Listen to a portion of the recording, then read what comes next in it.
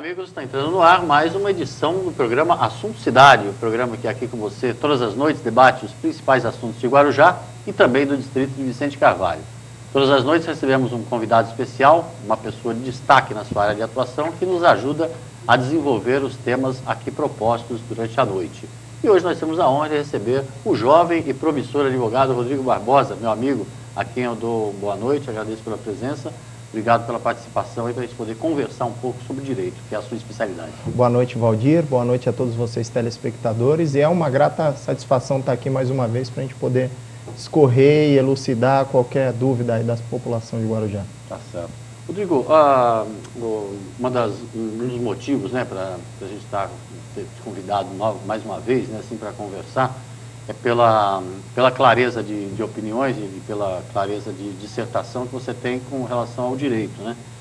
E essa experiência que você já tem até com entrevista, então fica mais fácil realmente a gente, facilita. A gente conversar e como é que deve ser uma entrevista, normalmente uma coisa simples, um bate-papo entre duas pessoas, né?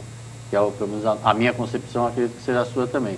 E esse clima de insegurança e de intranquilidade que a cidade se encontra, os crimes cada vez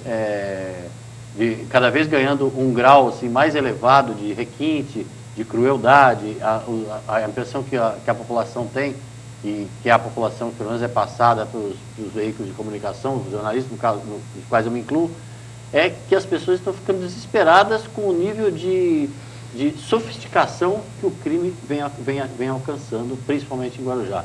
Essa é a visão que você tem também como advogado? Olha, Valdir, em primeiro lugar, é importante a gente deixar claro que hoje, à medida em que as redes sociais avançam, a coisa vai tomando corpo, vai tomando forma, a população também precisa tomar um pouco de cuidado. O que é cuidado? Você nota que a pessoa ela vai viajar de navio, vai fazer um cruzeiro com seu marido, com a sua esposa, com os filhos, ou vai para fora do país e coloca no Facebook foto, ou até mesmo com relação ao trabalho, coloca endereço de trabalho, às vezes a pessoa mexe com valores, com transporte de valores, ou trabalha na tesouraria de uma grande empresa e ela vai colocando, postando no Facebook. O Facebook é uma rede social aberta para o mundo inteiro. Então, eu falo hoje do Facebook, que é a maior rede social nos dias de hoje, como antes teve o Orkut, enfim.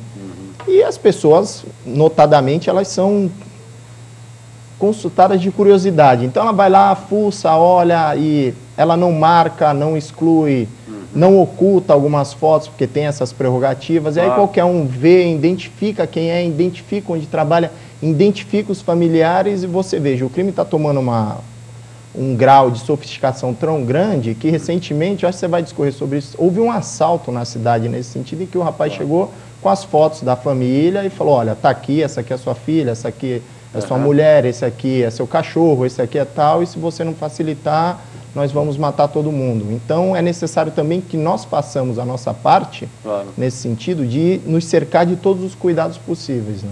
É preciso que a população saiba utilizar essas redes sociais, mas de uma forma que não se fique mais exposto ainda do que a gente já está perante o criminoso, né? E isso foi verdade. Há poucos dias atrás, um grupo de assaltantes assaltou uma agência bancária com informações da família dos funcionários, informações privilegiadas que eles tinham obtido através do Facebook, no caso. Quer dizer, para você ver o grau de sofisticação. E outra, nós trabalhamos, eles não. Então, eles têm mais do que tempo para fuçar, ir lá e verificar e armar um plano nesse sentido. Então, é necessário que nós também saibamos utilizar essa ferramenta que é o Facebook, que é uma ferramenta muito boa, por sinal, desde que saiba ser utilizada, para nos precaver e nos preservar também de não ficar tão exposto à marginalidade. Agora, outra característica assim, né, que é crucial tal, é cada vez mais a participação de menores, né, nessas, vamos dizer assim, dá para chamar de verdadeiras quadrilhas, né, do crime, né? E a participação de menor, ela traz todo esse debate de volta sobre a questão da redução da maioridade penal. E aí? Bom, eu tenho uma posição. Então, eu tenho uma posição seguinte: alguns juristas defendem a impossibilidade de o fazê-lo, de reduzir a maioridade penal, seja para 16, seja para 14, seja para 12, enfim, Porque o artigo 228 da Constituição, ele é taxativo, ele diz que os menores de 18 anos são penalmente inimputáveis. O que quer dizer ser inimputável? Não é passível de pena, porque o nosso Código Civil, o nosso Código Civil não, perdão, o nosso Código Penal, ele reproduz esse artigo 228 no artigo 27. E o artigo 4º, ele adotou uma teoria da atividade do crime. Ou seja, o crime se dá no local onde ele aconteceu, no caso da ação ou omissão, onde foi feito o crime, se efetuou, consumou o resultado.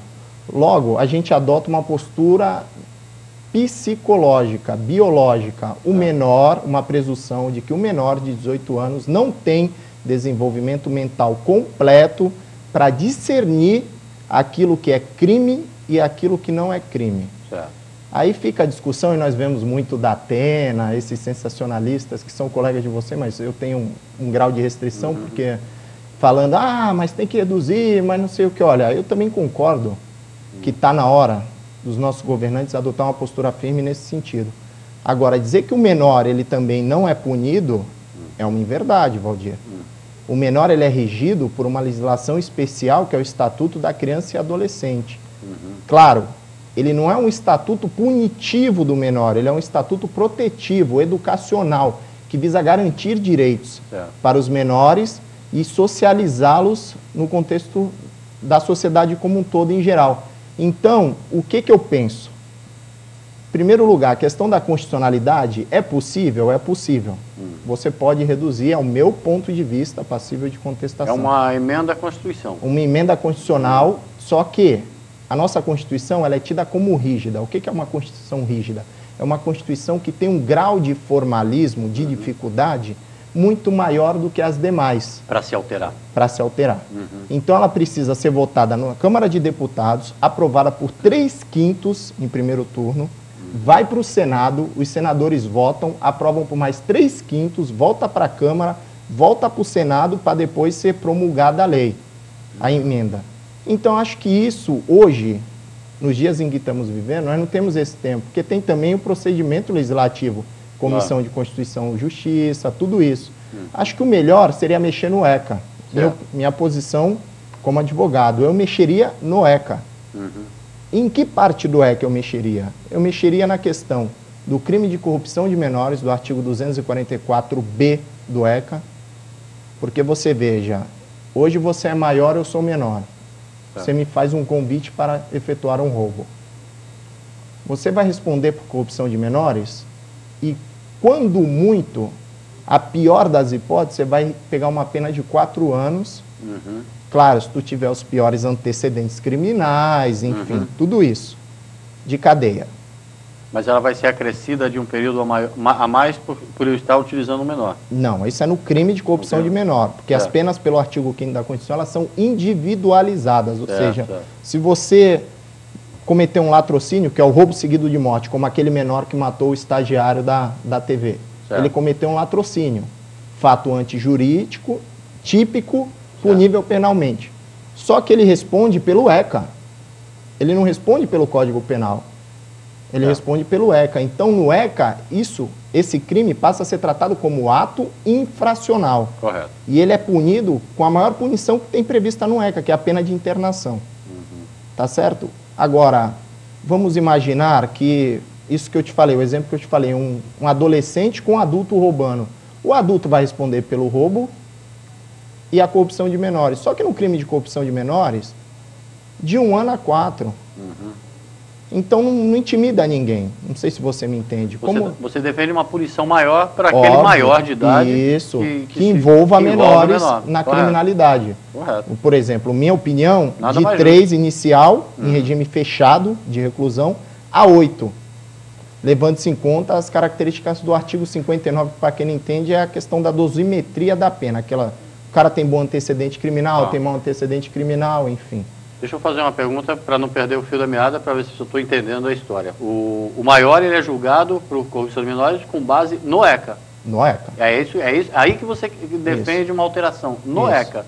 Para que esse maior... O Código Penal, ele também prevê o crime de corrupção de menores, mas ele entra mais num lado da lasciva. O que é lasciva? É crimes sexuais, de tonalidade sexual e tal, que também não são não é por aí o tema. Então, eu acho que o crime de corrupção de menor, ele tem que ser mais gravemente punido. Gravemente, que eu digo, o cara tem que ter medo. Ele fala, pô, se eu levar o menor ele vai me acarretar, e caso eu seja preso, um aumento da minha pena aí de... Certo.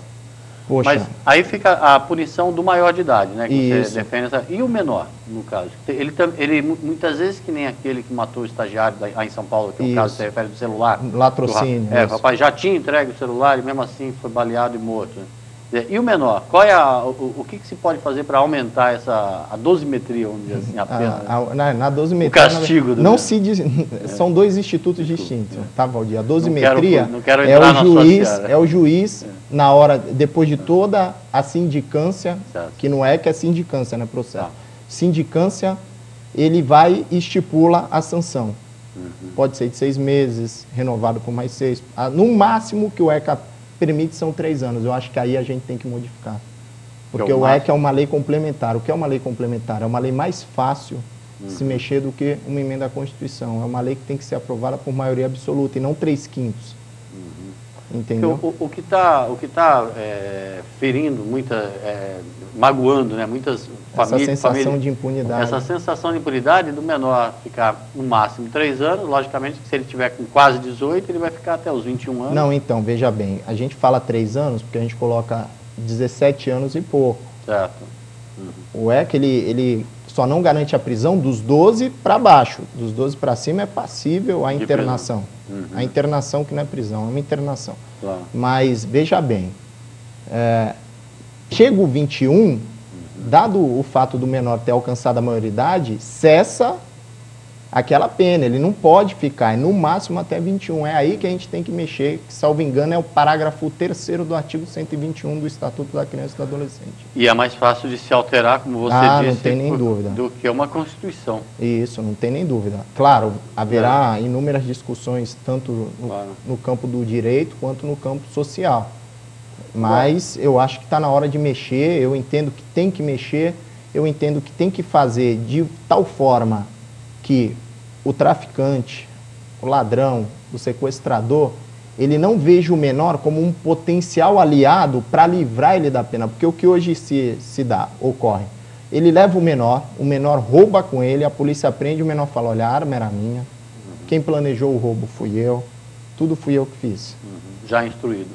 Totalmente. Ou não, enfim, mas se você for parar para analisar, porque na pior das hipóteses ele vai ficar até 21 anos preso. O que estão fazendo com aquele monstro do Champinha lá, que abusou das meninas anos atrás, aquilo ali é uma aberração jurídica. Ele já completou a idade, continuam mantendo ele preso, mas não tem em hospital psiquiátrico. Tudo bem, é possível, mas eu entendo que uma base, um sustentáculo jurídico firme, alicerçado, não tem, entendeu? E isso que nós não podemos ficar à mercê disso. Nós temos que criar conceitos e legislações de modo que o maior não veja o menor como um potencial aliado ou um escape, mas sim como um problema para ele. Porque, veja, esse crime que eu te falei do 244B do ECA, que é o crime de corrupção de menor, salvo engano, o parágrafo 2º dele estabelece que a pena é maior, ela dobra quando o menor é envolvido em crime hediondo. O que é crime hediondo? Homicídio, o próprio roubo seguido de morte, que é o latrocínio, estupro, enfim, tortura, tudo isso. Sequestro? Só que sequestro, não, salvo engano, não. Mas, enfim. E a pena é dobrada. Aumenta desse corruptor de menores. Agora, numa pena de 1 a 4, você vai aumentar, ele vai pegar 2? Vai pegar 3? 3,5? Tá, 4, 5? Agora, você aplicar a dobra num crime que inicia no regime de reclusão, que é o regime fechado, de 3 a 8, aí ele pensa 2 vezes, porque ele fala, pô, vou responder lá, ainda vou ficar aqui, então no mínimo eu vou passar 6, 7 anos presos. O Rodrigo, uma coisa também que acaba entrando no debate dessa situação é que muita gente acha que a sociedade ela é envolvida, ela é levada pela comoção de determinados fatos. Então, e aí os legisladores que deveriam estar debruçados sobre esse tema falam, não vamos fazer nada agora porque a sociedade pede em clima de comoção, mas daqui a pouco todo mundo esquece. há uma certa leniência também por parte dos parlamentares que deveriam estar tratando desse assunto. Veja bem, o Brasil ele é um país que eu costumo dizer que a gente só corre quando a água bate no queixo. No queixo. Então, o Brasil ele só toma medidas quando a coisa perde o rumo. Ele não é um país que pensa para o futuro. Ele é um país que corrige os seus próprios erros no presente. Ele, matou, não, então aumenta a pena porque não dá mais. Você vê a epidemia de crack que tem. Verdade. Que nós vemos aí pessoas de bem, recentemente eu vi na TV um professor de inglês bem sucedido que foi viver em condição de mendigância, porque tudo que ele pegava de dinheiro ele comprava droga. Então ele deu uma entrevista dizendo o seguinte, olha, eu vivendo em mendigância, eu tenho menos chance de consumir o crack do que porque eu estava vendendo liquidificador, daqui a pouco vendia minha casa, dava meu carro, dava tudo por conta da droga. Que é um problema de saúde pública. A droga hoje, ao meu ver, é um problema de saúde pública que merece ser tratado como uma doença mesmo. Não só de segurança pública. Né? Não só de segurança pública. Aliás, tem um projeto tramitando para aumentar a pena do crime de tráfico. Então você veja, nós deixamos chegar no patamar que chegou para agora mexer. Entendeu? Numa coisa que era extremamente previsível. De qualquer forma, essa questão da redução da maioridade é um debate que surge a cada... Muito apurado. A cada situação, volta e meia acontece um crime hediondo de novo. Hediondo a gente fala, não tem como separar o crime hediondo e não hediondo, né? Quando ele tira a vida de alguém, a sensação que o leigo tem é que ele é sempre hediondo, né? Porque você subtrai aquilo de alguém, parece para a vítima é sempre hediondo. É hediondo, né? Não. O crime de homicídio ele é um crime... Que é o crime hediondo. Mais grave, o crime que choca mais, né? Quer dizer, salvo o homicídio culposo, que aí não tem requisito, que é o sem intenção de matar. Um acidente de trânsito, enfim. Aí não. A sociedade pede, a sociedade clama, né, por mudança, né? E as pessoas devem debater mesmo isso, porque esse debate uma hora pode acabar chegando, inclusive, na própria população, em forma de plebiscito, ou de referendo, seja lá como isso for. Aí. Agora é importante que nós façamos uma análise do seguinte: está na hora de nós mudarmos a maneira como nós vivemos, a maneira como nós pensamos e a maneira como nós cobramos dos nossos governantes. Porque o caminho que nós estamos escolhendo há anos tem se mostrado inócuo, não tem dado certo. Só tem um jeito, tem que mudar. Tem que mudar. Precisamos mudar. Porque a minha vida, a sua vida, Valdir, uma vez tirada, ela não volta nunca mais. E a dor que fica para a família e a sensação de impunidade é muito grande. E cabe a quem isso? Corrigir isso? Ao Estado, que é quem tem o poder punitivo social. Lógico, dentro de um processo, do devido procedimento legal judicial, observando todas as garantias e prerrogativas do réu, porque nós também podemos estar cometendo uma injustiça no caso concreto e ter um inocente ali. Então não pode, também tem que preservar a dignidade da pessoa. Agora, que tem que ter punição, tem que ter punição. Que tem que ter punição severa, tem. Nós vivemos numa nação em que o rapaz rouba dinheiro público e vira popstar na televisão e aparece com mulheres bonitas, iates, lanchas, não fica preso. Mas não é que ele não fica preso, ele está respondendo o processo. Mas essa impressão que eu acabei de te dar é a impressão que você nota na sociedade. Entendeu? Então, acho que o exemplo tem que vir de cima para começar a mexer embaixo. O que a gente está... Todo o debate, logicamente, se dá em torno daquele réu confesso, aquele que é evidentemente o autor do crime, logicamente, deixando sempre o amplo direito de defesa, que aí já é função de vocês, advogados. A ampla defesa do contraditório é princípio fundamental da República. Claro. Bom, o programa Assunto Cidade vai fazer um pequeno intervalinho, mas nós voltamos já com o advogado Rodrigo Barbosa, voltamos a conversar sobre temas tão importantes que mexem com o cotidiano seu e da sua família. Infelizmente, esse problema da criminalidade que atormenta cada vez mais as famílias de Guarujá, do Distrito de Vicente Carvalho e do Brasil inteiro, logicamente. Voltamos já, é rapidinho.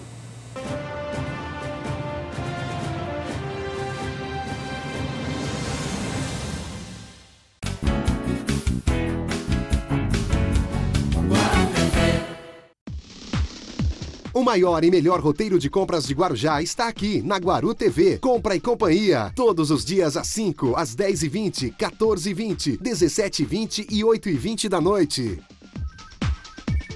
Está construindo ou reformando? Atenção, meu amigo, minha amiga! Do alicerce ao acabamento, o lugar certo para você é Morada do Sol Materiais para Construção. Preços especiais do alicerce ao acabamento com facilidade no pagamento e ofertas imperdíveis. Confira!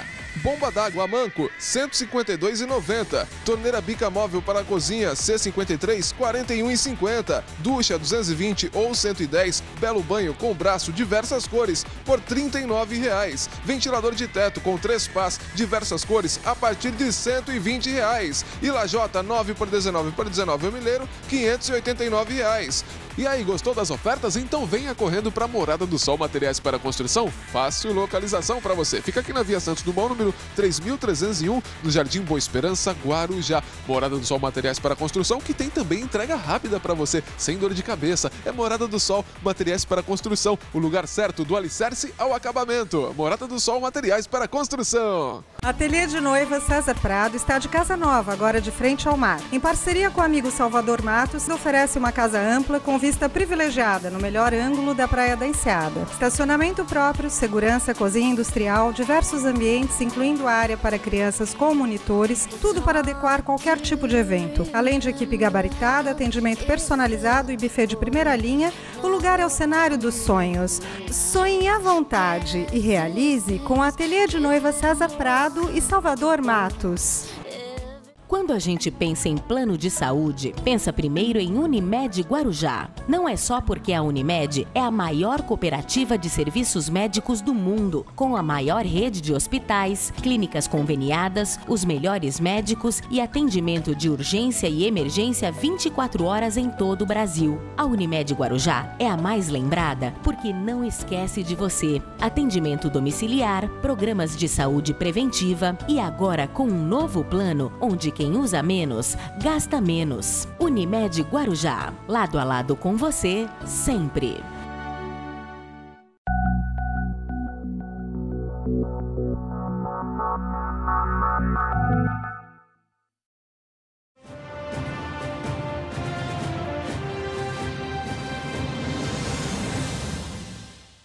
Bem, amigos, voltamos para mais um bloco do programa Assunto Cidade, hoje entrevistando o advogado Rodrigo Barbosa, ele que é uma pessoa que se debruça sobre o direito, logicamente, o seu ofício, sua profissão, mas também é uma pessoa que estuda bastante sobre questões assim que afligem diretamente, infelizmente, o cotidiano da população hoje em dia, que são os crimes cometidos por menores de idade e também, logicamente, os outros crimes, mas o Rodrigo ele tem se debruçado nessa questão que tem gerado um debate intenso entre a população no Brasil inteiro. A maioridade penal, ela hoje, como todos sabem, é de 18 anos para cima. Ninguém pode ser preso, nenhuma pessoa pode receber uma pena se não tiver mais de 18 anos de idade. E o debate que se trava é justamente em torno da quantidade, da incidência de menores de idade praticando crimes, como a gente até conversou aqui, para nós, para a vítima, todo crime é hediondo, né? Então não dá nem para separar a questão. E o Rodrigo estava defendendo aqui no primeiro bloco justamente que as mudanças na Constituição Federal para tornar o menor de 18 anos imputável são muito mais complexas do que as prováveis mudanças no Estatuto da Criança e do Adolescente. Dá para se mexer nessa questão da maioridade, alterando algumas regras do Estatuto da Criança e do Adolescente. Foi exatamente isso que você falou. Veja bem, eu não falei em mexer na questão da maioridade, eu falei em agravar a pena de alguns crimes previstos no ECA, que é o caso já seria alguma coisa, porque você assusta, entendeu? Você assusta, você desestimula o agente a praticar tal crime acompanhado de menor de idade. Você entendeu? Então, eu acho que é melhor nós mexemos no ECA, aumentar essa questão da pena, do período de internação, não sei, aí depende de um estudo, mas, enfim, para 5, 10 anos, não sei, dependendo do crime. Porque você veja, no México, com 6 anos a pessoa já responde penalmente. Você tem estudado isso nos outros países? Isso, na África com 7, na Argentina com 16. Agora, é óbvio, não adianta reduzir a maioridade penal para 16, para 14, para 10, ou extinguir a inimputabilidade penal do menor de 18 para ele responder a qualquer tempo diante de de um processo, de um período psiquiátrico, avaliação médica, se ele tinha ou não condição de discernir que aquilo era crime, sem o governo também cuidar da base. Exatamente. Porque culpa de tudo que está aí é dos nossos governantes que nada fazem pela juventude. Da outra vez eu falei isso aqui e volto a falar mais uma vez. Enquanto o município, o Estado e a União deixar nossos jovens na omissão, largados, sem perspectiva, exatamente. O resultado é esse aí. Porque nós vamos ficar de geração em geração diminuindo cada vez mais a maioridade. É por isso que algumas pessoas que defendem que a impossibilidade e acham que não é uma saída, eles têm sim seu fundo de razão. Também nós temos que... Porque se o governo reduz ou adota essas medidas de aumentar a pena prevista, a base no crime de corrupção de menores, de aumentar o período internativo do menor, não é, de excluir essa possibilidade, essa vedação expressa de que até 21 anos é o prazo máximo que ele pode ficar internado, sendo colocado em liberdade ao alcançar a maioridade. Veja bem, não adianta ele fazer tudo isso e não cuidar da base. Nós, enquanto cidadãos, precisamos cuidar também da base. Mas quem tem obrigação legal é o governo. E o governo ele não faz a parte dele. Por isso que eu falo que o Brasil é um país que corre atrás do próprio rabo, com licença da palavra. Claro. É um cachorro que tenta morder o próprio rabo. O governo ele não faz a parte dele, tá certo? E aí quem sofre é o povo, quem sofre é a população. E fica essa sensação, em tese, de impunidade, que também não existe. Porque é o que eu falei, nós precisamos observar que o ECA ele é um estatuto protetivo do menor. Ele não é um estatuto repressivo para menor. Não foi escrito para punir. Para punir. Exatamente. Lógico, ele... Como todo estatuto, como todo ordenamento, todo regramento, ele prevê os casos. Mas ele foi para assegurar, garantir os direitos da criança e do adolescente a ter uma condição social e uma vida digna perante a sociedade. Agora, o governo tem que fazer a parte dele. Porque veja que o artigo 3º da Constituição, ele diz que é objetivo, constituem objetivos da Constituição e do Brasil, Constituição do nosso país, erradicar a pobreza, garantir os direitos humanos. Claro. O artigo 1º fala em cidadania, claro. E sociedade livre e justa, valores sociais da iniciativa e do trabalho, e existe hoje. E a base aí, quando a gente fala base, é também, logicamente, investimento em educação, né? Logicamente que se ficarmos só reduzindo a maioridade penal, não vai adiantar nada. Não vai adiantar nada. É se investir pesado nessa garotada nova e profissionalizar, isso aí. Chegar em alguma idade, porque o cidadão acaba hoje achando o crime, o garoto acaba achando o crime muito mais rentável. Do que verdade. O avião, o amigo dele que é avião de um traficante lá, ele tem um tênis novo, tem um celular, tudo isso, e ele não tem nada, porque ele leva uma vida honesta. É preciso valorizar esse honesto, né? É verdade, não tem nem dúvida. E a família também é importante que se diga isso, cumprir seu papel social e vigiar os seus filhos, e cuidar dos seus e ajudar da melhor forma possível para não cair na marginalidade, não cair no vício. Também não é culpa dos pais, não, viu? É o que eu falei, eu defendo que a droga é um problema de saúde pública, que tem que ser tratado como tal. É minha opinião, passível de contestação. Eu te perguntei se você acompanha essa situação de outros países.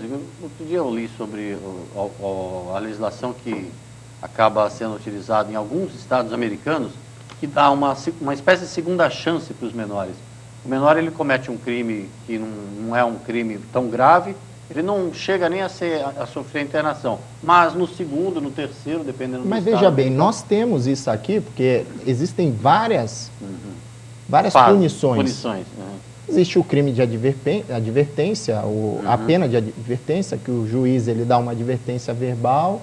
E lógico, na nossa legislação, essa não quer dizer que o menor seja reincidente. Não existe a reincidência, a figura da reincidência para o menor. Ele tomou uma advertência verbal, ele cometeu um crime, não é que a figura-se como reincidente, como é no caso do direito penal. Mas nós temos a questão da liberdade assistida para o menor infrator. Entendo. A pior pena hoje prevista no ECA é a pena de internação. É a pior, mas existem inúmeras outras questões que são muito bem utilizadas pelos membros do Ministério Público, pelo Judiciário. Só que, veja, a sensação que dá é que não funciona. E não é bem verdade, funciona. Mas os juízes, os promotores, os advogados, eles são limitados àquilo que está na lei. Nós não podemos inventar a roda. No caso, a particularidade dessa legislação em alguns estados americanos, não é uma lei federal, é que no segundo, no terceiro caso, dependendo do estado, o menor acaba indo cumprir pena na cadeia mesmo, dependendo do grau de criminalidade que ele se encontra.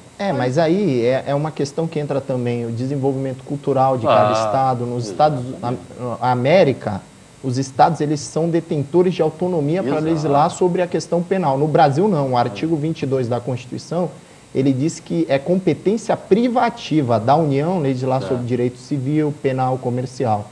Pode ser otorgado para os estados através de uma lei. A União outorgar competência, excepcionalmente. Mas não acontece. Agora, nós precisamos ver, hoje, o nosso sistema prisional tem condições de você pegar um menor de 14, 15, 12 anos e colocar, sei lá, na cadeia junto com o maior? Ele vai sair pior. Vai sair pior. Você veja a própria Fundação Casa, hoje como se afigura. Então, quem está pecando aí é o Estado, porque a própria legislação diz que tem que dar condições dignas e tem que reeducar. Tanto o criminoso quanto o menor infrator, eles são reeducandos. Exato. Eles têm que ser reinseridos na sociedade de modo a trabalhar e ajudar no desenvolvimento e no bem-estar social. Hoje Só o que acontece é outra coisa. Diferente. É outra coisa.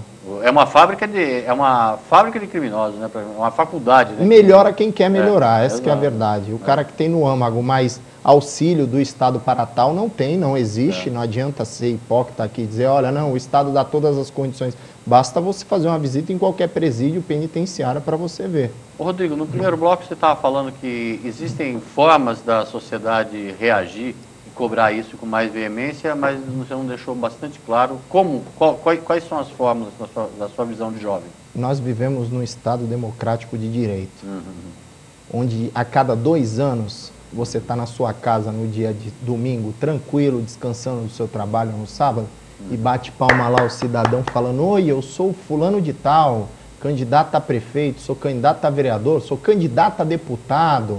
Quem não faz isso, obviamente, é o governador, porque aí já é uma questão mais midiática, e o próprio presidente da República. E às vezes algumas campanhas de deputado. Ora, se ele foi pedir, você tem o direito de cobrar, se você votou. E político, ele tem medo da imagem, Valdir. Quando ele começa a sentir que a imagem dele está ficando arranhada perante o eleitorado dele, ele começa a correr. Entendeu? Começa a se preocupar. Opa, não tem nem dúvida. Até porque nosso país é sui generis. O cara vive... O que tu faz? Eu sou político. Não, mas... não, eu sou político. Eu sou político. Eu sou político. Profissão, político. Entendeu? Então, é necessário que a população cobre em redes sociais. Mexe. Obviamente que mexe. É como uma empresa. Começa a falar mal de uma empresa, de uma grande multinacional nas redes sociais, para ver se ela não corrige. Os políticos. Ligue para o gabinete, encontre o seu, lógico, não é competência do vereador nem do prefeito, gente, pelo amor de Deus, mexer em maioridade penal. Isso é competência privativa dos deputados federais e da presidência da República. O problema é que hoje tem muita gente que nem lembra mais em quem votou para deputado. Mas cobrem. Se cada um recolher a assinatura, você veja, a lei da ficha limpa é uma lei de iniciativa popular. O que é isso? Foi a sociedade civil que se organizou, colheu a assinatura e fez a proposta de projeto de lei. E aí o que os deputados fizeram? Votaram, porque é óbvio, ele não vai contra uma lei que é da sociedade. Meio a contragosto, ali, mas votaram. Então votaram. Mas é óbvio que vão votar, não tem essa, só se fossem extremamente burros de não votar. Exatamente. Porque aí ia colocar o nomezinho de cada um lá que não votou e a sociedade ia cobrar na urna. Exatamente. Então é necessário que nós façamos cobranças. Você veja, a presidente recentemente anistiou alguns países africanos da dívida em quase 1 bilhão. O nosso país tem pessoa passando fome. Tem gente morrendo na fila de hospital. E esse com certeza não foi um tema debatido na campanha eleitoral. De maneira nenhuma. Exatamente. Pouquíssimas pessoas sabem ou veem ou sequer discutem. É verdade. O Rodrigo, também no fundo, no debate sobre esse tema da maioridade penal, nós acabamos você citou, assim, por exemplo, a responsabilidade que tem a União, logicamente, com todas as prerrogativas de uma república federativa, e os estados e também os municípios. Você é uma pessoa que cresceu em Guarujá desde criança, nasceu e cresceu aqui, então você... Joguei muito futebol de caixote pela rua aí, de Vicente Carvalho. O que o município está pecando nessa questão, na sua opinião? O município, que eu quero dizer, porque é onde a gente pode dizer que está mais perto. Nós estamos falando de um assunto que depende, porque você encontra depende o prefeito, do Congresso, encontra o vereador. depende do Congresso, mas é preciso que esse debate também seja difundido aqui no Veja município. bem, o município ele não pode legislar sobre matéria penal, claro, ou especial nesse sentido. Mas ele pode legislar sobre matéria de interesse local, que é o que diz o artigo 30 da Constituição. certo. Artigo 29 e artigo 30 da Constituição, salvo engano. Está por ali. Assim de cabeça também não exige que... Isso não faz diferença. Isso. Entendeu? Agora, lógico, cabe ao município guarnecer, guarir, dar condição e opção da juventude buscar outros caminhos também. É o que eu falava aqui. Ora, o que tem para o jovem aqui no Guarujá? Ele quer fazer um final de semana, quer sair, ele vai fazer o quê? Vai para a praia? Que está escura? Porque recentemente eu fui almoçar com a minha namorada na praia e deu 7 horas da noite ali na Praia da Enseada, está escura a praia. Antigamente eu era criança, eu lembro que os mais velhos de Vicente Carvalho reclamavam muito, falavam assim, o prefeito só olha para o centro, o prefeito só olha para o centro, esquece Vicente Carvalho.